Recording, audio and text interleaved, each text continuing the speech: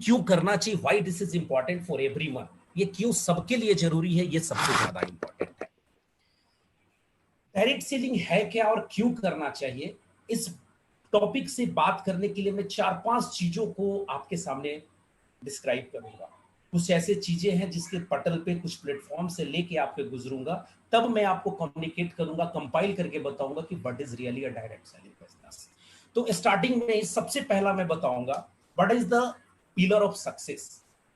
चाहे ये direct selling business हो, चाहे दुनिया का किसी भी बिजनेस हो, या दुनिया का कोई भी काम हो, सक्सेस के मूल मंत्र बस 4 ही होते हैं। वो होती है पहली, जो आपके पास किसी भी काम को करने के लिए, चाहे आप डायरेक्ट सेलिंग का बिजनेस करो या कोई भी बिजनेस करो, आपके पास विल होनी चाहिए।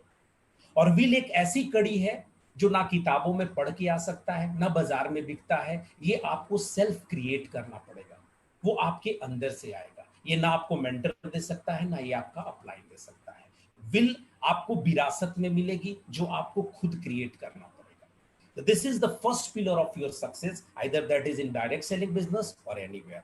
कहीं के लिए भी विल आपके पास आना चाहिए। अब डायरेक्ट सेलिंग बिजनेस अगर करना चाहते हैं हम, तो हमें डायरेक्ट सेलिंग बिजनेस के लिए सबसे पहले विल जनरेट करना पड़ेगा। Next skill. विल तो आ गया, बट क्या हमारे पास उस बिजनेस को करने के लिए स्किल है? हमें उस बिजनेस के लिए स्किल डेवलप करना पड़ेगा। स्किल कैसे डेवलप करेंगे? तो एजुकेशन के माध्यम से। उसके लिए हमें एजुकेट होना पड़ेगा। इसीलिए आप कहीं भी जाओगे, किसी भी आदमी से पूछोगे, डायरेक्ट सेलिंग बिजनेस का सबसे बड़ा मूल मंत्र होता है, वो है एजुकेशन सिस्टम। जब आपके पास एजुकेशन सिस्टम स्ट्रांग है, आप एजुकेट हो, एजुकेशन के को रोज प्रतिदिन ले रहे हो, हर घंटे हर मिनट ले रहे हो, तभी जाकर के आप इस बिजनेस के लिए कैपेबल हो पाओगे। अदरवाइज डायरेक्ट सेलिंग बिजनेस में जो एजुकेशन को अलग करके देखता है, ये बिजनेस उस इंसान के लिए नहीं है, चाहे मैं हूं चाहे कोई भी हो। अब मैं डिफरेंशिएट करना पड़ूंगा कि एजुकेशन और स्किल ये दोनों ही अलग अलग चीज है। देखिए, एजुकेशन हम जानते हैं, दौड़ना हम सब जानते हैं, ये हमारी दौड़ना एक एजुकेशन है कि हमको कैसे दौड़ा जाता है। रीजनिंग बनाना हम सब जान सकते हैं, मैथ्स का कैलकुलेशन हम सब जान सकते हैं, बट एक टाइम फ्रेम में 6 मिनट के अंदर 700 मीटर की दौड़ दौड़ना, दैट इज ए स्किल। जिस बंदे में 700 मीटर की दौड़ अगर 4 मिनट 6 मिनट में दौड़ता है, वो उसकी स्किल है। एजुकेशन तो सबके पास है, दौड़ना सब जानते हैं। तो एजुकेशन के साथ ही हम अपनी स्किल को डेवलप करते हैं। Then the fourth pillar is strategy. जब आपके पास विल आ जाती है, स्किल हो जाता है, एजुकेशन आ जाती है, then you will have to make a strategy. और ये स्ट्रेटजी इक्वल होनी, अलग अलग होनी चाहिए। एक तरह की स्ट्रैटेजी काम नहीं करेगी, आपको अपने तरीके से आपकी अपनी स्ट्रैटेजी होनी चाहिए। हम इस बिजनेस को कैसे हैंडल करें? अगर इस 4 गुण को, इस 4 मेरिट्स को, इस 4 पिलर को अगर आप लेकर के इस बिजनेस में आते हो, तो it can take a little time, ये थोड़ा वक्त ले सकता है आपको, लेकिन आपका success is sure and certain. आपकी सफलता को कोई रोक नहीं सकता है। My dear friends, this was the pillar of success. ये हर इंसान के अंदर में होनी चाहिए, चाहे वो डायरेक्ट सेलिंग बिजनेस के लिए हो, चाहे किसी चीज के लिए। नेक्स्ट दूसरी टॉपिक पे मैं बात करूंगा, that is your cash quadrant. आप सब लोग इस कैश क्वाड्रेंट के बारे में जानते होंगे, सबने पढ़ा होगा, सबने देखा होगा, क्योंकि डायरेक्ट सेलिंग बिजनेस का एक बैकबोन होता है। जब तक आप, जैसे ही आप डायरेक्ट सेलिंग बिजनेस की बात करेंगे, कहीं भी प्लान देखेंगे, कोई भी आपको बताएगा, सबसे पहले ये आपको कैश क्वाड्रेंट के बारे में बताएगा। बट इस कैश क्वाड्रेंट की रियलिटी क्या है? ये बहुत ही गहरा है, इसको घंटे 2 घंटे में बताना मुश्किल होगा, इतनी बड़ा डीप डेप्थ है इसके अंदर। बट मैं चाहूंगा कि थोड़े से समय में आपको इसके बारे में बता दूं। कैश क्वाड्रेंट में 2 तरह की इनकम को दिखाया गया। पूरे दुनिया के इंसान को, चाहे वो मैन पावर हो, सबको 4 भागों में विभाग किया गया है। एक एम्प्लॉयमेंट, दूसरा सेल्फ एम्प्लॉयमेंट, तीसरा बिजनेस और चौथा इन्वेस्टर। इस कैश क्वाड्रेंट में इनकम को 2 भागों में बांटा गया है। एक को एक्टिव इनकम या लिनियर इनकम कहते हैं, दूसरे को पैसिव इनकम या रेशियोडल इनकम कहते हैं। एक्टिव इनकम क्या है, सबसे पहले हमें समझना पड़ेगा। एक्टिव इनकम वैसे इनकम को कहते हैं कि जब तक कोई इंसान किसी काम को करता है, जब तक काम करने की क्षमता होती है, जब तक काम करता है, तब तक उसे पे आउट होती है। जिस दिन वो काम करना बंद कर देता है, उसकी पे आउट बंद हो जाती है। इसीलिए इसको एक्टिव इनकम का नाम दिया गया है। हम नौकरी करते हैं, आज मैं ऑफिस जाता हूं, मेरी सैलरी आती है, कल मैं ऑफिस जाना बंद कर दूं, रिजाइन कर दूं, या मेरे को एक्सीडेंटली अनफॉर्चुनेटली कुछ हो जाती है, मेरी इनकम बंद हो जाती है। This is called direct income.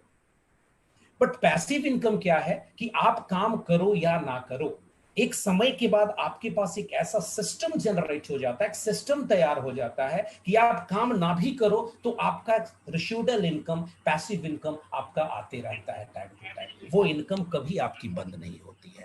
तो ये दो तरीके से इनकम बांटा गया है। हम जिस क्वाड्रेंट की बात करेंगे, लेफ्ट क्वाड्रेंट में एम्प्लॉय और सेल्फ एम्प्लॉयड है, राइट क्वाड्रेंट में बिजनेस और इन्वेस्टर है। एम्प्लॉयमेंट और सेल्फ एम्प्लॉयमेंट लगभग एक ही नजरिया से मैं देखता हूं, ये दोनों में कोई खास डिफरेंस नहीं है। और बिजनेस और इन्वेस्टर की जो अगर क्वाड्रेंट की बात करें, वो भी कोई खास डिफरेंस नहीं है। मैं सारे को डिफाइन कर दूंगा। एम्प्लॉयमेंट हम जानते हैं सब लोग, मैक्सिमम जो लोग होते हैं 90-95% इंसान जो होता है वो एम्प्लॉयमेंट होता है या सेल्फ एम्प्लॉयमेंट में ही आता है। एम्प्लॉयमेंट में होता क्या है कि हम नौकरी करते हैं, रोजगार करते हैं। सेल्फ एम्प्लॉयमेंट में हम अपने लिए नौकरी खरीदते हैं। चाहे हम मेडिसिन की दुकान खोल लें, चाहे हम एक सुपरमार्केट खोल लें या कोई छोटी मोटी व्यवसाय कर लें, हम क्या करते हैं, दूसरे की नौकरी ना करके हम एक नौकरी खरीद लेते हैं, बट होता वो नौकरी ही है। इसीलिए एम्प्लॉयमेंट और सेल्फ एम्प्लॉयमेंट को हम एक ही नजरिया से देखते हैं। जैसे डायरेक्ट इनकम की बात करें तो एक जॉब वाले के लिए भी डायरेक्ट इनकम जब तक करेगा तब तक है, एक डॉक्टर्स के लिए, एक चार्टर्ड अकाउंटेंट्स के लिए, एक इंजीनियर्स के लिए, एक शॉपकीपर के लिए, ये सारे जो रूल्स होते हैं एम्प्लॉयमेंट और सेल्फ एम्प्लॉयमेंट के लिए एक होते हैं, और बिजनेस और इन्वेस्टर्स के लिए एक होते हैं। आप अब डिफरेंसेस देख लो। एम्प्लॉयमेंट सबसे ज्यादा हार्ड वर्कर होते हैं, लेकिन बिजनेसमैन क्या होते हैं, इजी वर्क होता है, उनका कोई विशेष काम नहीं होता। इन एम्प्लॉयमेंट के पास नो सिक्योरिटी है, कोई सिक्योरिटी नहीं है हमारे पास। आज हम जॉब कर रहे हैं, कल कुछ भी हो जाए मेरे पास कोई सुरक्षा के लिए नहीं है। बट पैसिव इनकम जिसके पास है उनके पास स्टेबिलिटी है, वो है या ना रहे उनके लिए पैसे इनकम आते रहेंगे। हमारे पास टाइम का अभाव होता है, उनके पास टाइम पर फ्रीडम होता है। हमारे पास डेप्थ होता है, हमारी गाड़ी भी ईएमआई पे होती है, घर भी ईएमआई पे होती है, उनके पास उस तरीके का कोई डेप्थ नहीं होता है। हमारे पास हमेशा फंड्स की कमी होती है, इनसफिशिएंट फंड्स को देखते हैं, उनके पास पेनल्टी ऑफ मनी होता है, मैक्सिमम मनी होता है।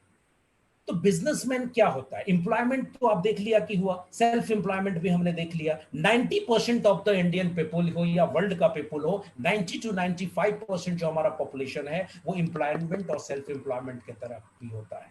सिर्फ 5% ऐसे लोग होते हैं जो बिजनेस और इन्वेस्टर के क्वाड्रेंट में जाते हैं। इन्वेस्टर का कोई बात करें तो वो कोई डिफरेंट चीज नहीं होता है। बिजनेसमैन हम बात करते हैं बड़े बड़े इंडस्ट्रियलिस्ट को, हम किसी शॉपकीपर, एक मेगा स्टोर, छोटी मोटी स्टोर्स को जो हम बिजनेसमैन बोलते हैं वो बिजनेसमैन नहीं है, एक्चुअल में वो सेल्फ एम्प्लॉयमेंट होते हैं। बिजनेसमैन की अगर कैटेगरी की बात करें तो अंबानी, अडानी, टाटा, बिरला, धीरू भाई अंबानी, एयरटेल का मित्तल साहब जो हमारे कोक इंडस्ट्री का जो मालिक है, ये सारे लोग बिजनेसमैन हैं। इन्वेस्टर की बात करें तो वैसे वैसे फिल्म प्रोड्यूसर जो 200 करोड़ रुपया एक फिल्म के लिए प्रोड्यूस कर देते हैं और उस पर उनकी कमाई आती है, उनका पैसा ही पैसा रोटेट करता है, दे आर इन्वेस्टर। बट वो 5% पीपुल ऐसे होते हैं। लेकिन विडंबना ये होती है कि उन 5% लोगों के पास पूरे वर्ल्ड की 95% तक मनी होती है, और हम 95% लोगों के पास इस वर्ल्ड का 5% मनी होता है। भैया मैं क्यों बता रहा हूं ये चीज, आप सब जानते होंगे, क्योंकि ये भी एक डायरेक्ट सेलिंग का ही पार्ट होता है। जो मैंने बोला था कुछ चीजों को बताऊंगा फिर मैं कोरिलेट करूंगा। नेक्स्ट मैं एक चीज बात करूंगा, यूनिवर्सल सिस्टम। पूरे वर्ल्ड में दो ही तरह के सिस्टम होते हैं, चाहे आप उसे इंडिविजुअल परफॉर्मेंस के बेस पे देख लो या कंबाइंड एफर्ट्स के साथ देख लो। या तो हम व्यक्तिगत कोई काम करते हैं या फिर मिल के काम करते हैं, या तो हम पर्सनल काम करते हैं या हमारा सिस्टम काम करता है। तो ये भी क्वाड्रेंट का ही पार्ट है, इंडिविजुअल परफॉर्मेंस कह लो या पर्सनल कह लो। ये सारे चीजें आपका एम्प्लॉयमेंट और सेल्फ एम्प्लॉयमेंट में जो होता है यही दो तरह के सिस्टम होते हैं। और कंबाइंड एफर्ट या सिस्टम की बात करो तो ये हमारा इस क्वाड्रेंट के रूप में होता है। तो दो ही तरह के सिस्टम होते हैं हमारे यहाँ। Ways of creating system. अब हम सिस्टम क्रिएट कर कैसे सकते हैं, हमारे पास तो एम्प्लॉयमेंट के बारे में हम जानते हैं कि हम किसी कंपनी में नौकरी कर ले सकते हैं, कहीं पे हम दुकान खोल ले सकते हैं, कोई स्टोर बना सकते हैं। बट क्या हम बिजनेस कर सकते हैं, इन्वेस्टर बन सकते हैं? तो वेज ऑफ क्रिएटिंग सिस्टम, उसको बिजनेस को, इन्वेस्टमेंट को कैसे बढ़ाया जा सकता है, कैसे हम बिजनेस को कर सकते हैं, वेज ऑफ क्रिएटिंग सिस्टम हमारे पास तीन ही तरीका दिखता है। हमारे पास कोई ऐसा चौथा तरीका नहीं है जो हमारे को सिस्टम क्रिएट करने में मदद करे। सबसे पहला होता है कैपिटल। यदि आप लेफ्ट क्वाड्रेंट यानी कि एम्प्लॉयमेंट और सेल्फ एम्प्लॉयमेंट के क्वाड्रेंट से उठ के बिजनेस क्वाड्रेंट में जाना चाहते हैं तो आपके पास मिनिमम 100 करोड़ रुपया का तो बिजनेस होना चाहिए। अगर आपके पास 100 करोड़ रुपीस है तो आप just start a factory and companies, आप एक कंपनी या फैक्ट्री की शुरुआत करो, hire the people, HR manager hire करो, उन्हें बोलो सेल्स मार्केटिंग मैन्युफैक्चरर जितने भी लोग हैं उनको हायर करो और अपने टाइम को मल्टीपल करो। एक ये तरीका है। तो क्या एक कॉमन पीपल के लिए 100 करोड़ रुपया ला करके कैपिटल इन्वेस्ट करके हम उस क्वाड्रेंट में चेंज कर सकते हैं? तो एक ये तरीका है। दूसरा तरीका होता है talent. Build some extraordinary talent which will bring audience. कुछ ऐसा टैलेंट आप अपने अंदर में ला दो जिसके पीछे हजारों लाखों करोड़ों ऑडियंस खड़ा हो, जिनके एक इशारे पे लोग तालियां बजाना शुरू कर दे। लाइक विराट कोहली, उनके पास एक टैलेंट है, उन्हें पैसिव इनकम जनरेट करने के लिए कोई टेंशन नहीं है, वो मनी बना सकते, उनके पास प्लेंटी ऑफ मनी है, क्योंकि उनके पास टैलेंट है। वो नहीं कमाती, उनके टैलेंट पैसे कमाती है। महेंद्र सिंह धोनी, अमिताभ बच्चन, रणवीर सिंह, ऐसे जितने भी सेलिब्रिटीज हैं इनके पास टैलेंट है, but we people have really no talent. हमारे पास तो कोई टैलेंट नहीं है। हम कैसे उस क्वाड्रेंट को मूव कर सकते हैं? तीसरा तरीका होता है कि हम बहुत ज्यादा ब्रांडिस्ट हो, हमारे पास आइडियाज आते हो अच्छे अच्छे, उस तरीके का आइडियाज लेके आए कि हमारे पास इन्वेस्टर की कमी ना हो, हम वो आइडिया दे, हमारे लिए वो इन्वेस्ट करें। जैसे कि ओला की बात करें, उबर की बात करें, यो की बात करें, तो ये सारे आइडियाज लेकर के पैसे कमा रहे हैं, उस क्वाड्रेंट में मूव कर रहे हैं। हमें नहीं लगता है कि चौथा हमारे पास कोई और विकल्प है कि हम कोई सिस्टम को क्रिएट कर सकते हैं जिसके आधार पे हम पैसिव इनकम को जनरेट करें। My dear friends, income differentiation में यहां पे आपको समझाने के लिए एक छोटा सा मैंने कैलकुलेशन रखा है। एक इंसान है राम, राम की मंथली सैलरी है 50,000 रुपीज। वो 8 घंटे रोज काम करता है। टोटल वर्किंग डेज उसका महीने में 26 दिन होता है। अगर उसके 26 दिन को अगर घंटों में डिसाइड करते हैं, वो 208 घंटा महीने का काम करता है।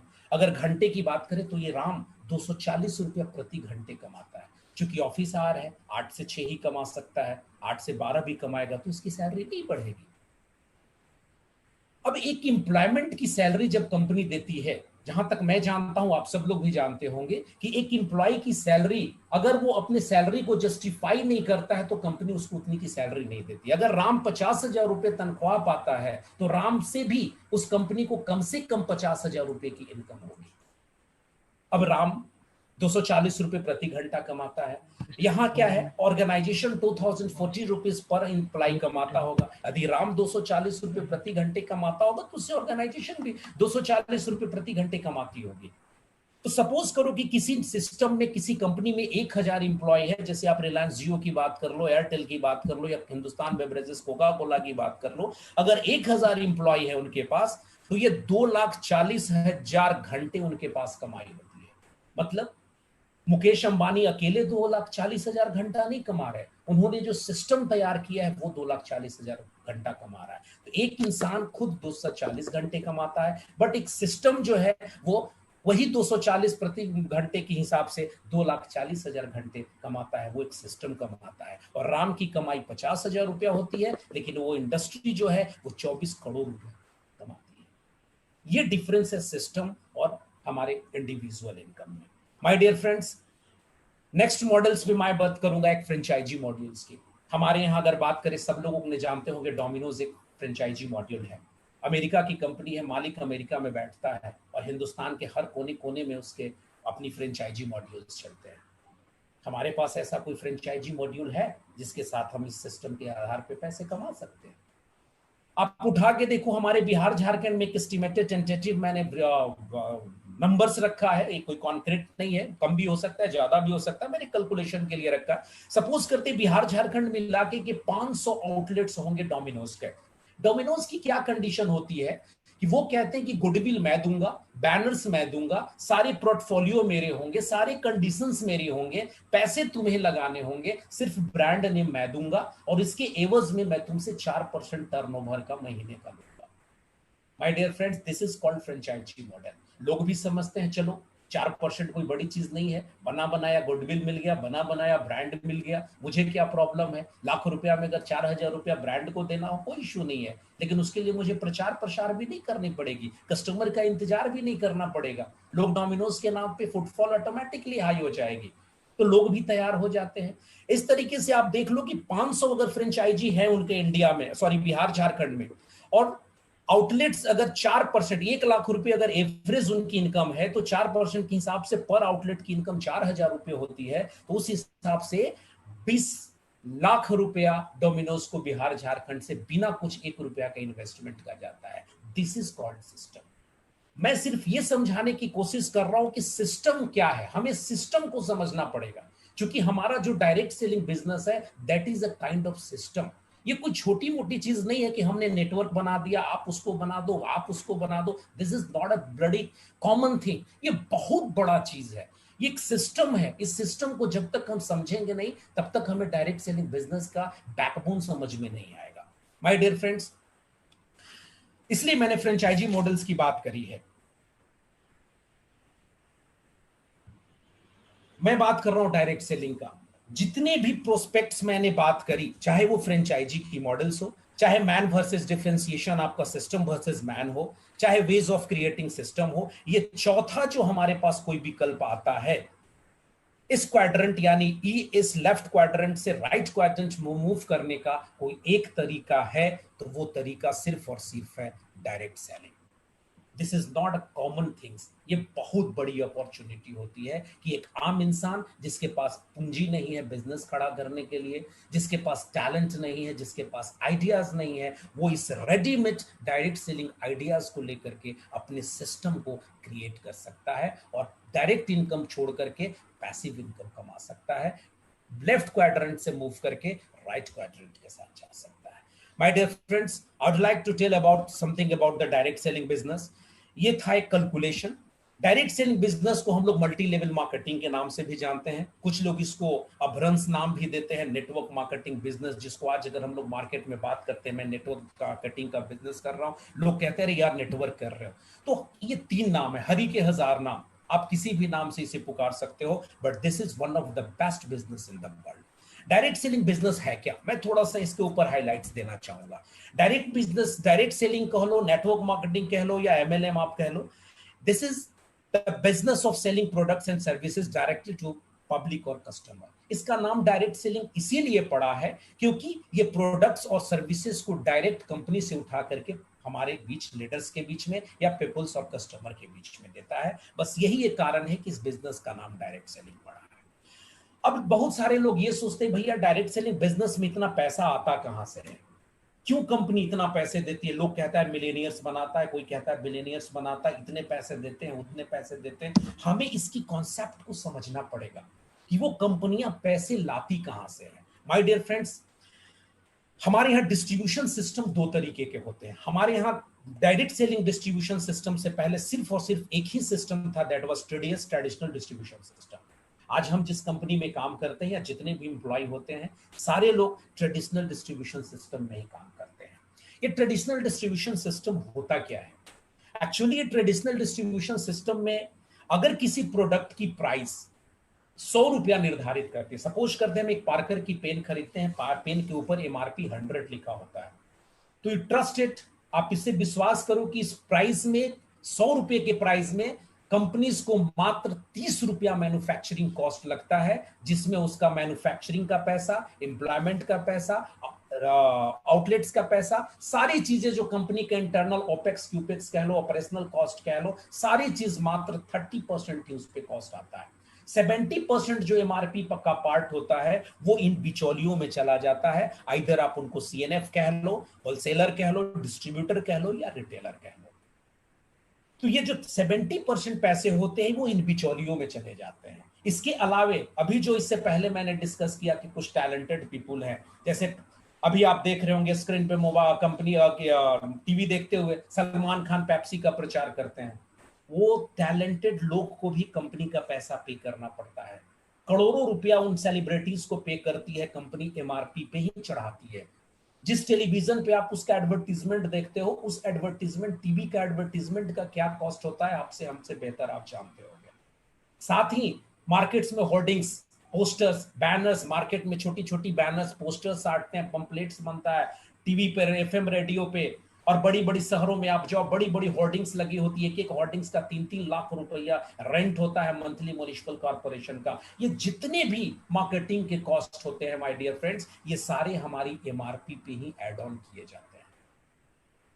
तो ट्रेडिशनल डिस्ट्रीब्यूशन सिस्टम का जो 70% एमआरपी का कॉस्ट होता है वो इन बिचौलियों या फिर मार्केटिंग में चला जाता है।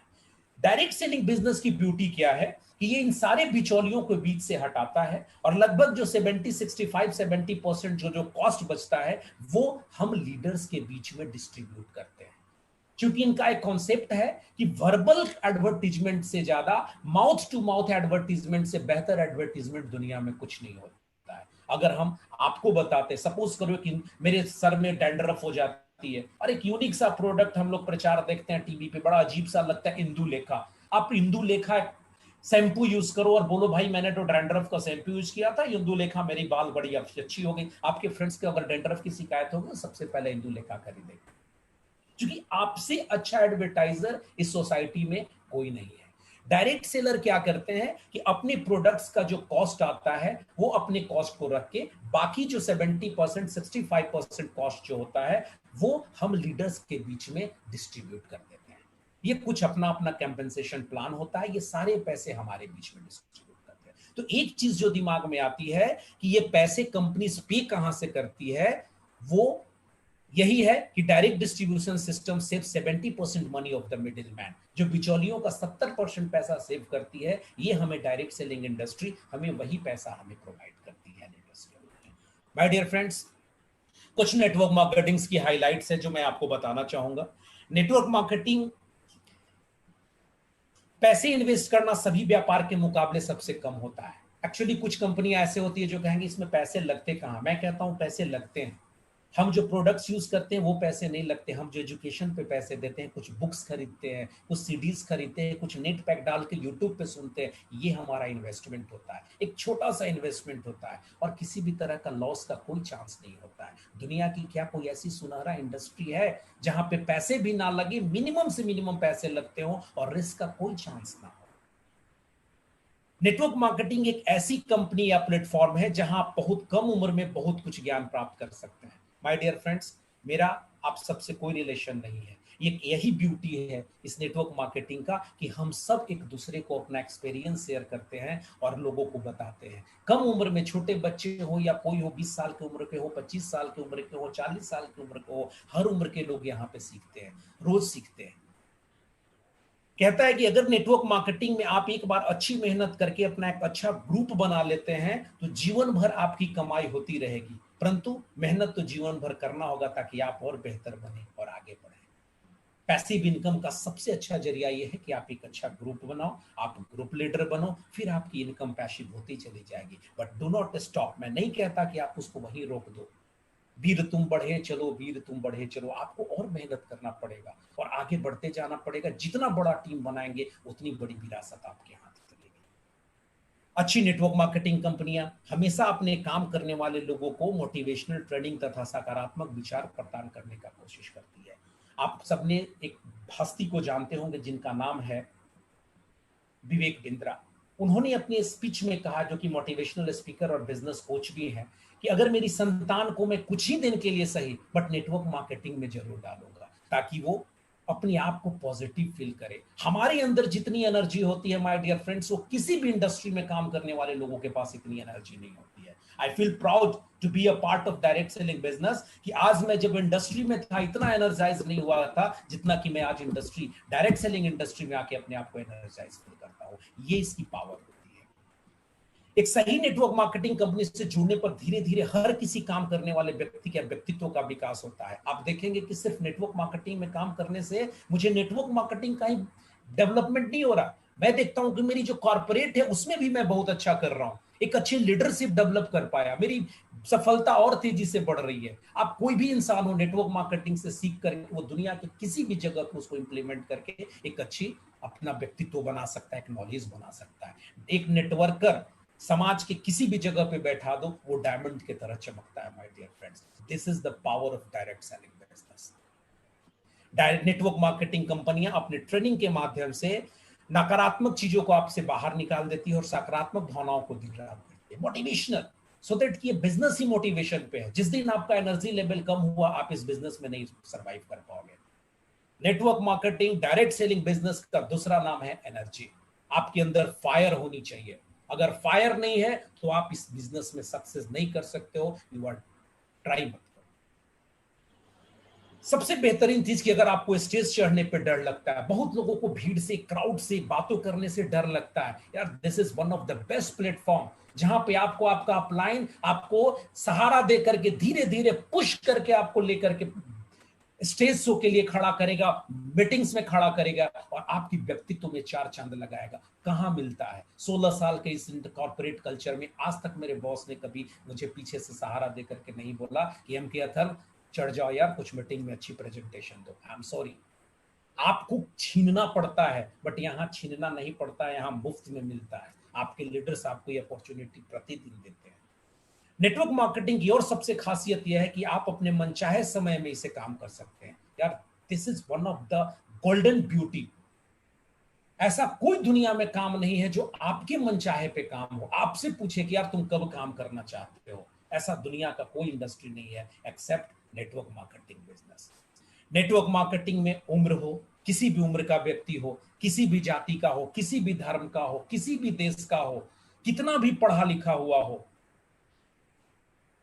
वो हर इंसान का महत्व होता है। हर इंसान इस बिजनेस में बराबर तरीके से काम करता है। चाहे वो एक स्टूडेंट हो, चाहे वो मैनेजमेंट ट्रेनी हो, चाहे मैनेजमेंट का स्टूडेंट हो, चाहे आईएएस हो, चाहे आईपीएस हो, किसी भी तरह का लोग हो, किसी भी उम्र, जाति, धर्म, रंग, रूप कुछ भी हो, सब इंसान इसमें बराबर होता है। सबकी एक बराबर अहमियत होती है। किसी भी तरह का फिल्टर नहीं है, किसी भी तरह की कोई पाबंदी, कोई बैरियर नहीं है। This is called direct selling business. इतनी सारी पॉजिटिविटी के बाद एक चीज मन में सवाल आता है कि नेटवर्क मार्केटिंग आखिर नेगेटिव क्यों है? कुछ नकारात्मक चीजें भी हमारे सामने आती है। जो मैंने पहली स्टोरी के साथ शुरू किया, 5 लोगों से पूछेंगे, 5 तरह का अनुभव लेंगे। एजुकेशन के अभाव में नेटवर्क मार्केटिंग का बिजनेस स्टार्ट करते हैं, जल्दी से जल्दी काम को करते, एजुकेशन होता नहीं और जल्दी से वो रिजेक्ट हो जाते हैं। तो 2 कारण है। सबसे पहला कारण यह है कि कई कंपनियां आती है अपने binary plan, chain system plan लोगों को दिखाकर उन्हें लिभाती और रातों रात पैसे लेकर। कुछ ऐसी कंपनियां स्कैम स्कैंडल हुई है हमारे यहाँ, आप भी जानते हो, हम भी जानते हैं। तो कुछ तो छवि इस कंपनियों ने इस सिस्टम का, डायरेक्ट सेलिंग बिजनेस का थोड़ी बहुत खराब करी है, बट वो उनके लिए है जो कि इस चीजों को समझ के नहीं किया है। दूसरा जो सबसे इंपॉर्टेंट पार्ट है वो दूसरी बात है। वो क्या है? हम लोग जिन्हें नेटवर्क मार्केटिंग कंपनियां में असफलता मिली होती है, जिस व्यक्ति को नेटवर्क मार्केटिंग कंपनी में असफलता मिली होती है, वह नेटवर्क मार्केटिंग कंपनी से अलग होने के बाद ऐसे कंपनियों के विषय में नकारात्मक बातें करते हैं, निंदा करते हैं, क्योंकि वह सफल नहीं हो पाए, इसलिए वो चाहते हैं कि आप भी सफल हो। आप उनसे पूछो कि भैया आपने नेटवर्क मार्केटिंग में क्यों असफल हुए? भैया इसमें असफलता का कोई गुंजाइश ही नहीं है। असफल कंपनियां के कारण नहीं होते हैं, असफल हम खुद अपने कारण होते हैं। क्योंकि little knowledge is dangerous thing. अदगल गगरी छलकत जाते, कहावत आपने सबने सुनी होगी। हम डॉक्टर की पढ़ाई करते हैं, क्या एक एमबीबीएस का स्टूडेंट जैसे ही एमबीबीएस के क्वालिफाई करता है, कॉलेज में घुसता है, ट्रेनिंग में रहता है, पहली सेमेस्टर की पढ़ाई करता है, क्या वो सर्जरी के लिए हाथ में ब्लेड उठा के चिड़फाड़ करना शुरू कर देता है? अगर वो डॉक्टर जिस दिन एडमिशन हुआ चीड़फाड़ कर दे, सेमेस्टर पूरा करने से पहले चीड़फाड़ कर दे, वो कभी डॉक्टर नहीं बनेगा, उस पेशेंट को मार देगा। तो जब हम बाकी सारे एजुकेशन सिस्टम में हम चार्टर्ड अकाउंटेंसी करते हैं, बिना कोर्स को कंप्लीट किए हम ऑडिट नहीं शुरू करते हैं। हम एमबीए करते हैं, बिना कोर्स कंप्लीट किए हम कहीं इंटरव्यू दे करके बिजनेस स्टार्ट नहीं करते हैं। हम जब डॉक्टर होते हैं पूरा कंप्लीट किए हुए, बिना ट्रेनिंग लिए हम सर्जरी स्टार्ट नहीं करते हैं। तो व्हाई नेटवर्क मार्केटिंग?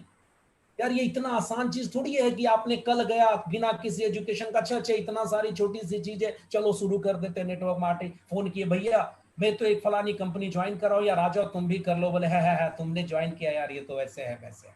आपने एजुकेशन नहीं लिया माय डियर फ्रेंड। जब तक आप एक अच्छी एजुकेशन नहीं लेंगे, तब तक इस बिजनेस में आप सक्सेस नहीं होंगे। इसलिए एजुकेशन पार्ट, जो मैं बार बार कहता हूं, एजुकेशन पार्ट जो होना चाहिए वो काफी स्ट्रांग होनी चाहिए। तो नेगेटिविटी का कारण ये है।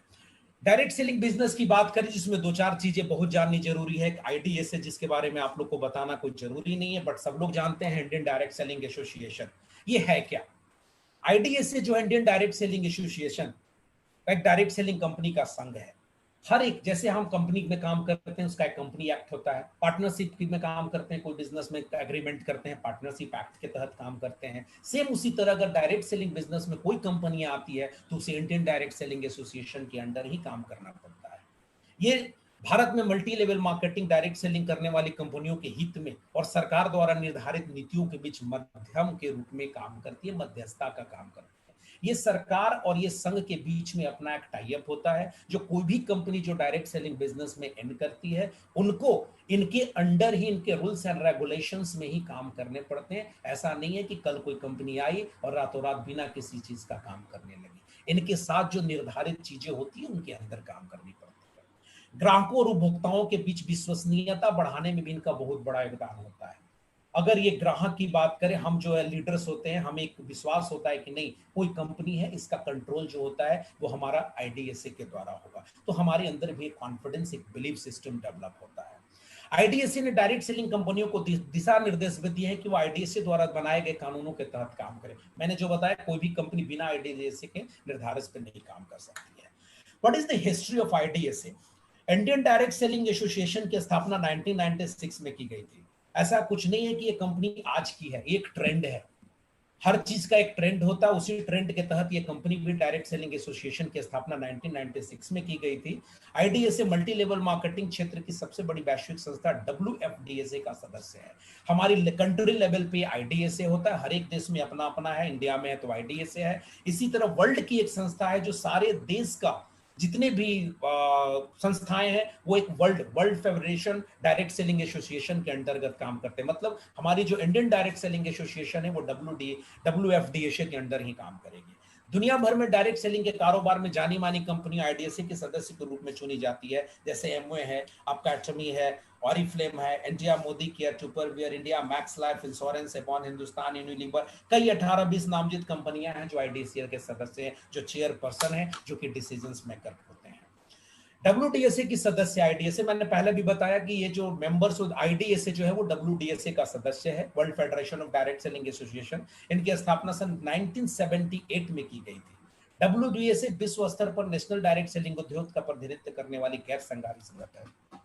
दोस्तों, मेरा ये डायरेक्ट सेलिंग बिजनेस के बारे में बताने का सिर्फ ये तरीका था कि ये बिजनेस की इतनी ब्यूटी है कि ये कोई इंडिपेंडेंट भी नहीं है, इसके ऊपर गवर्नमेंट का भी कंट्रोल है, कई संस्थाओं का कंट्रोल है। इसलिए आप इसको ऐसे ना समझें कि ये बिल्कुल ही सिंपल सी है, ये बिल्कुल ही कोई आया और कंपनी स्टार्ट कर दिया। इसके अंदर भी रूल्स रेगुलेशन के साथ ही ये काम करती है। अभी जो मैंने नकारात्मक लोगों की बात करी, एक चीज मैं शेयर करूं, जैसा कि मेरा जहां तक की जानकारी है, थोड़ी डेटी पुराना भी डेटा होगा, दुनिया भर में डायरेक्ट सेलिंग बाजार का सालाना कारोबार लगभग 98 अरब डॉलर का है। 98 अरब डॉलर का भी बिजनेस है। इसमें करीब 5 करोड़ 80 लाख लोग काम करते हैं। दोस्तों, नेटवर्क मार्केटिंग कंपनी से जुड़ने से पहले हमें उस कंपनी के 4P कॉन्सेप्ट को समझना चाहिए। 4P concept of MLM. मैंने कहा कुछ लोग कहते हैं कि कंपनी खराब है। कंपनी कोई खराब नहीं होती, कंपनी कभी खराब नहीं होती। हमें उस कंपनी को समझना पड़ता है। सब लोग जानते होंगे ये 4P क्या है। First P is company profile और प्रिंसिपल।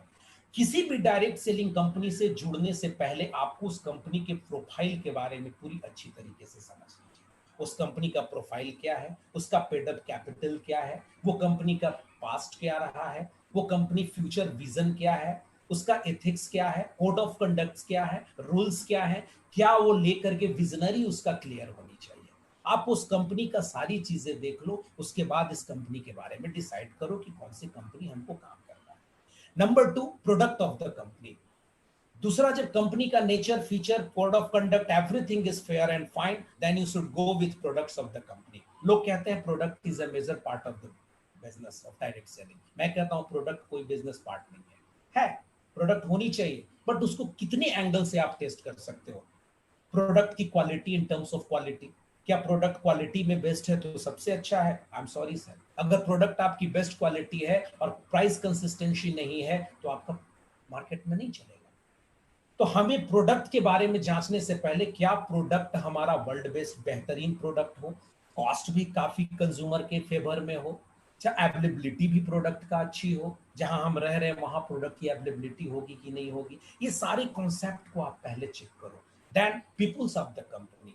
आप जिस कंपनी में काम कर रहे हो, मैंने पहले बोला direct selling business is nothing about education system. इसमें एजुकेशन के अलावा कुछ नहीं है। और अगर आपके आसपास आपके लीडर्स, आपके कंपनी में काम करने वाले लोग, एजुकेशन सिस्टम अगर क्वालिटी अच्छी नहीं है, तो आप वैसा आप ग्रो नहीं कर सकते। क्योंकि कहा जाता है कि हम जो हैं अपने वातावरण के ही उपज होते हैं। We are production of our surroundings. जिस तरह का हमारा सराउंडिंग्स होता है, हम उसी तरह बनते हैं। तो जब हमारे लीडर्स, जब हमारे लोग, हमारी कल्चर, हमारा सोसाइटी, जब हमारा टीम, हमारा लीडर्स अच्छे होंगे, हमारे कंपनी में लोग अच्छे होंगे, बट नेचुरल है कि हम भी अच्छे बनेंगे। तो ये बहुत बड़ा मेजर पॉइंट होता है। Last last not the best, we will talk about the pay out of the company. हमें उस कंपनी का पे आउट भी चेक करना चाहिए कि हमारी कंपनी का पे आउट कैसे है। क्योंकि हमने पहले बोला, इसमें किसी भी तरह का कम पढ़ा लिखा, नहीं पढ़ा लिखा, अंगूठा छाप आदमी भी बन सकता है। तो क्या कंपनी का जो कॉम्पेंसेशन प्लान है, कंपनी का जो पे आउट प्लान है, क्या वो ऐसा है कि एक आम आदमी भी समझ सकता है? क्या उसमें किसी तरीके का कॉम्प्लिकेशन तो नहीं है? अगर कॉम्प्लिकेशन है तो वो दिक्कत है। मैं अगर कम पढ़ा लिखा आदमी हूं और इसका प्लान अगर कॉम्प्लिकेशन है, प्लान में बहुत ज्यादा कॉम्प्लिकेटेड है, बहुत ज्यादा कैलकुलेशन है, तो मैं तो कभी उस कैलकुलेशन को नहीं समझ पाऊंगा। तो जस्ट थिंक अबाउट इट कि जो पे आउट है, जो प्लान है, वो काफी सिंपल एंड सोवर होनी चाहिए। इसका पे आउट का जो टेन्योर है, इसका पे आउट का जो फ्रीक्वेंसी है, वो टाइम टू टाइम हो। अगर 15 दिन की फ्रीक्वेंसी है तो 15 दिन पे आ रही है कि नहीं। अगर वीकली फ्रीक्वेंसी पे आउट का है तो वीकली पे आउट आ रही है कि नहीं। ये सारे टेस्टिमोनियल्स को चेक करने के बाद आप इस 4P को पकड़ो। दुनिया का कोई ऐसा इंसान नहीं होगा जो नेटवर्क मार्केटिंग हो या डायरेक्ट सेलिंग बिजनेस में कभी भी धोखा खा सकता है। बट आपको इस 4P के कॉन्सेप्ट को अच्छी तरीके से समझना पड़ेगा। My dear friends, direct selling is nothing about the team work.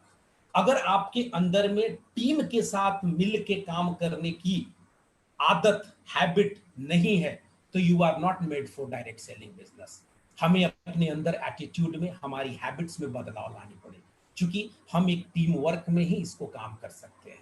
Direct selling business is nothing about team work. ये अगर इसके बारे में टीम वर्क नहीं है आप में करने की क्षमता, अगर आप टीम के साथ नहीं कर सकते हो, तो this is not made for you. Direct selling business का दूसरा नाम ही है टीम वर्क। आप इंडिविजुअली इस बिजनेस को कुछ नहीं कर सकते हो। आपको टीम, आपको अपलाइंस, आपके ग्रुप्स के साथ ही काम करना पड़ेगा। Second, you must have a great kind of leadership skill. Managerial skill and leadership skill, this both are quite different. कुछ दिन पहले मेरे अंदर में मैनेजरल स्किल थी, मैं मैनेजर के रूप में काम करता था। जब मैंने डायरेक्ट सेलिंग बिजनेस आया, तब मुझे समझ में आया कि लीडरशिप स्किल क्या होता है। माय डियर फ्रेंड्स, आपके अंदर लीडरशिप स्किल, लीडरशिप क्वालिटी लानी पड़ेगी, बनानी पड़ेगी। जब तक आपके अंदर लीडरशिप क्वालिटी नहीं होगी, अकेले चना भाड़ नहीं फोड़ता। आपने सुना होगा, आपको लीडरशिप क्वालिटी लेके हर एक बंदे को एक दूसरे का हाथ पकड़ के लीडरशिप क्वालिटी डेवलप करके सबको एक साथ लेके चलना होगा। This is not a political word, so I can use it कि सबका साथ सबका विकास। ये कोई पॉलिटिकल वर्ड नहीं है, इसलिए मैं बोल रहा हूं सबको साथ लेके आपको चलना होगा। सारे टीम को एक साथ जोड़ के पिरो के चलना होगा। देन एट लास्ट आप इस बिजनेस में सर्वाइव कर सकते हो। Helping others, helping yourself, this is completely miracle. मैं बता सकता हूं कि दुनिया में नहीं, ब्रह्मांड में कोई ऐसा बिजनेस नहीं है, कोई ऐसा काम नहीं है कि दूसरों की मदद करो उससे आपकी मदद होती है। कहते हैं नेकी कर दरिया में डाल। भाई यहां दरिया में नहीं जा रहा है, यहां नेकी करो आपकी झोली में आ रहा है। This is fabulous and fantastic job. इससे बेहतर दुनिया में कोई काम हो ही नहीं सकता है कि आप दूसरों की मदद करो, आपकी मदद हो रही है। कृष्ण भगवान ने भी गीता में कहा था, कर्म कर प्रार्थ, फल की चिंता मत कर। सेम यहाँ पे सुटेबल बैठता है। ये बिल्कुल ही वही बिजनेस है। आप अपने टीम के लिए, आप अपने लीडर्स के लिए, आप अपने डाउनलाइंस के लिए, अपलाइंस के लिए दिल खोल के काम करो। मत सोचो कि ये कौन है, दूसरे के लिए काम कर रहे हो, आपके लिए काम हो रहा है। This is the nature and God gifted business that is called direct selling business. My dear friends, एक छोटी सी पावर बची है जो मैं आपको बताना चाहूंगा, that is power of compounding. सबने सुना होगा। एक छोटी सी स्टोरी है, मैं आपको बताऊंगा, तब इसकी पावर पता चलेगी। And this power is also associated with direct selling business. ये कंपाउंडिंग का पावर क्या होता है? एक चेस बोर्ड की कहानी आप सबने सुनी होगी, सबने शतरंज का खेल खेला होगा। शतरंज में काफी मोहरे होते हैं, मुझे उतना पता नहीं। मैं सिर्फ बॉक्स के बारे में जानता हूं कि शतरंज की एक बॉक्स होती है। एक छोटी सी स्टोरी है। शतरंज में एक साधु थे। उन्होंने एक राजा के घर गया और राजा से बोला कि मुझे कुछ अनाज के दाने चाहिए, मुझे राजा से बोलो कि मुझे कुछ अनाज के चंद दाने चाहिए, मुझे चाहिए। जो संतरी खड़ा था दरवाजे पे बोला, यार तुम यही दो, मैं दे देता हूँ। बोला नहीं, तुमसे नहीं होगा, तुम राजा को बोलो, राजा से मुझे चाहिए। संतरी राजा के पास जाता, बोलता है कि राजा, एक ऐसा आदमी आया है ब्राह्मण, वो कहते हैं कि मुझे राजा के हाथ से कुछ चंद दाने चाहिए, चावल के दाने चाहिए। राजा बोला ठीक है यार, उसको उठा के दे दो ना, 2-4 बोड़ा अनाज भंडार से उठा के दे दो। बोला नहीं, वो कह रहा है वो आपके हाथ से लेगा। बोला ठीक है, उसको भेजो। राजा की दरबार लगी हुई थी, राजा के पास गया, बोला क्या बात है, बोलिए ब्राह्मण। बोला कि हुजूर, मुझे आपके हाथों से कुछ चंद दाने चाहिए, चावल के चंद दाने चाहिए। बोला इसमें कौन सी बड़ी बात है, मैंने तो संतरी को बोला था आपको कई बोड़े अनाज दे सकता था। बोला नहीं हुजूर, आपके हाथ से देनी है। बोला चलो, मैं आपकी इच्छा पूर्ण करता हूँ। उसने भरी सभा में शतरंज का डब्बा खोला और बोला, महाराज, पहले जो बॉक्स है शतरंज का, पहले खाने में आप सिर्फ एक चावल का दाना रखेंगे और शर्त यह है कि हर दूसरे खाने पे उसको डबल करते जाएंगे। माय डियर फ्रेंड्स, जैसे ही उन्होंने 10 से 20 बॉक्स को कवर किया, राजा को पता चल गया कि मैंने गलत जबान दे दिया। और यू कांट बिलीव कि एक चावल का दाना होते होते यहां पे देखिए 549 ग्राम दाना हो जाता है। कहा जाता है कि एक दाने का रफली वेट अगर 10 मिलीग्राम होता है, तो जो लास्ट 64वें बॉक्स पे होता है, उस बॉक्स पे आते आते माउंट एवरेस्ट के 15 गुना ज्यादा चावल की वजन इस चेस के बोर्ड पे आ जाती है। This is the power of compounding. और यही पावर जो कंपाउंडिंग का होता है, वो हमारे यहाँ डायरेक्ट सेलिंग के बिजनेस में होता है।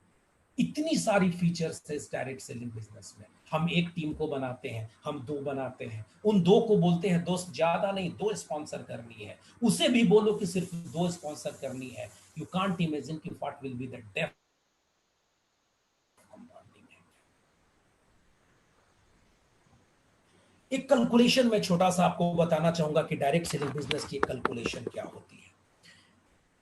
ये 12 महीने का हमने कैलकुलेशन प्रोजेक्ट तैयार किया था कि एक इंसान अगर आज नए सिरे से इस डायरेक्ट सेलिंग बिजनेस को ज्वाइन करता है और मात्र 12 महीने बिल्कुल ही पुअर प्रोडक्टिविटी, प्रोडक्टिविटी को भी गंदा प्रोडक्टिविटी मतलब पुअर प्रोडक्टिविटी, महीने में एक प्रोडक्टिविटी, एक मेंबरशिप बनाने की मैं बात कर रहा हूं, एक स्पॉन्सरशिप की बात कर रहा हूं।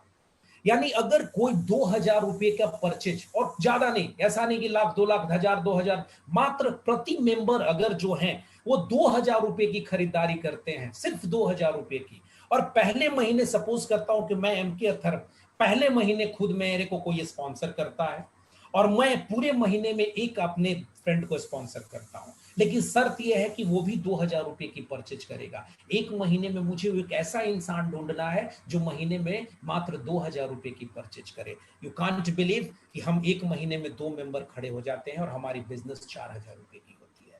सेकेंड महीने में हम 2 इंसान मिलके पूरे महीने में हम दोनों एक एक इंसान और खड़ा करते हैं, 4 मेंबर्स लीडर्स हो जाते हैं और हमारी बिजनेस 8,000 की हो जाती है।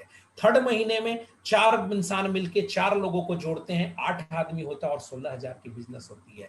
You can see on the screen कि 12वें महीने में माय डियर फ्रेंड 2048 मेंबर होते हैं, जबकि इतने पुअर प्रोडक्टिविटी कि एक आदमी सिर्फ एक महीने में एक प्रोडक्टिव कॉल करता है और एक मेंबर को बनाता है कि वो 2,000 का परचेज करे। हमारे पास लोगों की संख्या 4,096 मेंबर्स हमारे साथ होते हैं और 4,096 मेंबर्स मिलके 81,92,हजार रुपए का बिजनेस करते हैं। You can make your dreams true.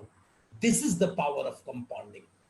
ये है डायरेक्ट सेलिंग बिजनेस का पावर जो हमें समझना पड़ेगा। हम बहुत इस बिजनेस को लाइटली लेते हैं कि इसमें टीम बनाने वाली बिजनेस है, ये बहुत ही जोड़ने वाली लोगों को बिजनेस है, लेकिन माय डियर फ्रेंड्स, इसकी बारीकी बहुत ही अंदर है। इसमें आप क्वाड्रेंट को मूव कर सकते हैं, आप एक सिस्टम जनरेट कर सकते हैं। ये एक बना बनाया रेडीमेड सिस्टम आपको दे रही है, जो आप अंबानी और अड्डानी की तरह आप अपना सिस्टम क्रिएट कर सकते हैं। आपको कंपनी अथॉरिटी देती है कि लो मैं तुम्हें फ्रेंचाइजी देता हूं, आप भी किसी को फ्रेंचाइजी दे सकते हो, और ये अधिकार इस तरीके का किसी भी ऑर्गेनाइजेशन में नहीं होता है। इसमें पावर ऑफ कंपाउंडिंग आपके पास आती है।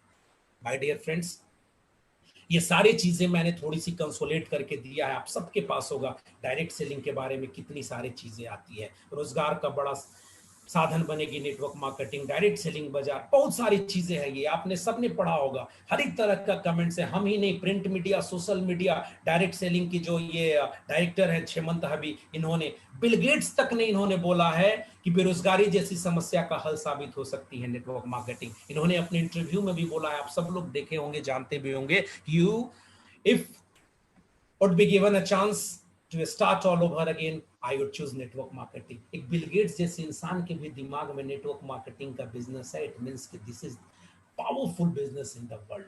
ये एक ट्रेंड है माय डियर फ्रेंड्स।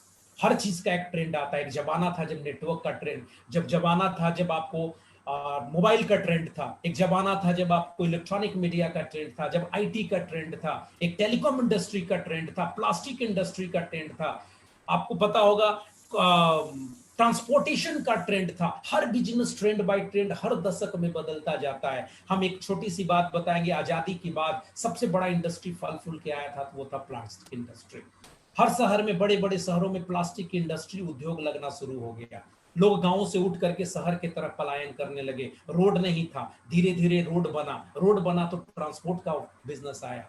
ट्रांसपोर्ट में काफी देखे होंगे आप, बड़े बड़े ट्रांसपोर्टर्स निकले, बड़ी बड़ी बस वाहन मालिक, ट्रक मालिक। आज वो एक ट्रेंड था जो कि जिसके पास 10-20 गाड़ियां होती थी वो करोड़पति होता था। जैसे ही मार्केट में गाड़ियां आई, पेट्रोल पंप का ट्रेंड आ गया, जहां देखो पेट्रोल पंप खुलना शुरू हो गई, वो भी ट्रेंड खत्म हो गया। उसके बाद आईटी का ट्रेंड आया, इलेक्ट्रॉनिक मीडिया का ट्रेंड आया, मोबाइल का ट्रेंड आया, एसएमएस का ट्रेंड आया। आज देखिए टेलीकॉम का ट्रेंड आया। 15 कंपनी, 18 कंपनियां हमारे इंडस्ट्री में थी, आज सारी कंपनियां खत्म हो गई, ट्रेंड खत्म, 2 कंपनी बची हुई है, जिसमें से 3 कंपनियां स्टेचर पे लेटी हुई है। This is the trend. Her company का एक चढ़ाव होता है, एक इंडस्ट्री का चढ़ाव होता है, एक राइजिंग फेज होता है, और हर एक का एक डिक्लाइन फेज होता है। My dear friends, today is the phase of direct selling business. आने वाला आपका 10 साल सिर्फ और सिर्फ अकेला एक छत्र राज करने वाला कोई सिस्टम, कोई इंडस्ट्री है, तो that is direct selling industry. हम हो चाहे कोई भी हो, आज न कल आपको डायरेक्ट सेलिंग इंडस्ट्री में आना पड़ेगा। We have no other option at all. किसी भी तरह का मीटिंग्स में आप देख लो, किसी भी तरह का कोई रिसर्च उठा के देख लो, आगे का कोई भविष्य नहीं है। E commerce direct selling, e commerce direct selling, इतनी बड़ी इंडस्ट्री है। If you talk about the respective doctor APJ Abdul Kalam, इन्होंने भी कहा नेटवर्क मार्केटिंग जो है युवा, ग्रोइंग युवा का एक 21st century which must be join a very young man and women globally, otherwise you can never get. अगर आप यूथ में, जवानी में नेटवर्क मार्केटिंग नहीं करते हो 21वीं शताब्दी में, अगर युवा 21वीं शताब्दी में नेटवर्क मार्केटिंग नहीं करते हो, तो आपको कभी अपने यूथ का मजा कभी नहीं आएगा। If you talk about the Robert Kiyosaki, जिन्होंने कैश क्वाड्रेंट फॉलो किया था, इन्होंने लिखा है कि the network marketing industry offer a readymade business system to anyone. एक बना बनाया रेडीमेड सिस्टम है, wanting to take control their financial future. जो इंसान अपने फाइनेंशियल फ्यूचर को बनाना देखना चाहता है, फाइनेंशियल फ्यूचर को देख करके बिजनेस करना चाहता है, उसके लिए डायरेक्ट सेलिंग बिजनेस से बेहतर बिजनेस दुनिया में कोई नहीं है। अगर आप डोनाल्ड ट्रंप की बात करें, I would get into network marketing. इन्होंने कहा कि अगर आपको फिर से शुरू करने का चीज मिले, अगर आपको कुछ कहा जाए तो आप क्या करेंगे? इन्होंने कहा मैं भी डायरेक्ट सेलिंग बिजनेस की बात। My dear friend, this is all about the direct selling business. ये ऐसा बिजनेस है जिसे हम कितना भी बखान करें, घंटों, 2 घंटा, 4 घंटा समय बीत जाएंगे, लेकिन मैं इसके बारे में बोलता रहूंगा। शब्द कम पड़ जाएंगे, बट इसकी छवि कम नहीं पड़ेगी। ये this is one of the best industry. दोस्तों, इसको कंपीट करने से पहले मैं एक छोटी सी पंक्ति के साथ इसको कम करूंगा। लाली मेरे लाल की जित देखूं उतलाल, लाली देखन मैं गया मैं भी हो गया लाल। My dear friends, this is all about none other than a world best company Atomy. अगर डायरेक्ट सेलिंग बिजनेस की बात करें तो दुनिया का ये बिजनेस बेस्ट है, तो वर्ल्ड का सबसे best of the best company है, दैट इज आवर एटॉमी। ये आज ही दुनिया की नंबर 1 कंपनी है। I can proof it within 5 minutes. I will proof कि this is one of the best company, this is number 1 company in the world. हम ranking की बात करेंगे, हम ऑपरेशंस की बात करेंगे। फ्रेंड्स, मैं इस दोहा को इसलिए कंपनी के साथ जोड़ा कि मैं भी इस कंपनी में जब ज्वाइन करने के लिए गया था, तो मैं इसकी फीचर्स ढूंढ रहा था कि इसकी क्या अच्छाइयां हैं। मैं भी उस 4P की तरफ भाग रहा था कि क्या इसमें एटॉमी है क्या।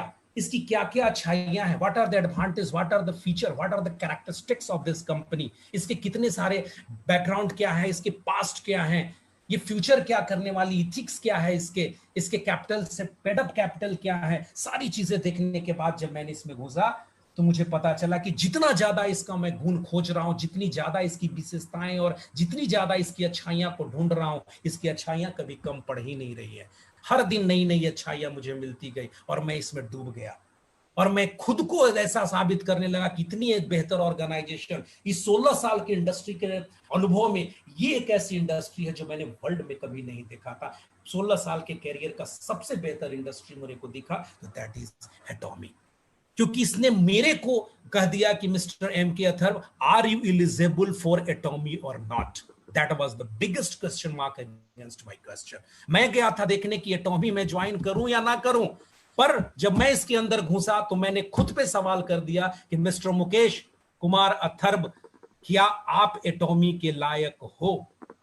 My dear friends, I can't explain much more. उस दिन से मैंने इस कंपनी के लिए अपने आप को तैयार करना शुरू कर दिया कि मैं एटॉमी के लायक वाकई में नहीं था, क्योंकि मेरे पास मैनेजरल स्किल तो थे, लीडरशिप स्किल नहीं थे। मैंने पढ़ना शुरू किया, देखना शुरू किया, लोगों को सुनना शुरू किया, मैं रिसर्च किया, काफी चीजें दिखा। पिछले कई सालों से देखते देखते, साल भर से, मैं बहुत ज्यादा पुराना नेटवर्क मार्केटिंग के बारे में नहीं जानता हूं, लेकिन जब मैंने घुसा तो काफी मोटिवेशन के साथ घुसा। और आज मैं दावे के साथ लोगों को कहता हूं कि कोई इंसान मेरे सामने खड़ा होकर के मेरे को सिर्फ 2 पॉइंट्स बता दे कि मुझे एटॉमी क्यों नहीं करना चाहिए, मुझे डायरेक्ट सेलिंग बिजनेस क्यों नहीं करना चाहिए, मेरे कैरियर में अभी तक कोई इंसान सामने आके नहीं मिला कि ये 2 कारण है जिस कारण से मुझे एटॉमी नहीं करना चाहिए या कोई भी डायरेक्ट सेलिंग बिजनेस नहीं करना चाहिए।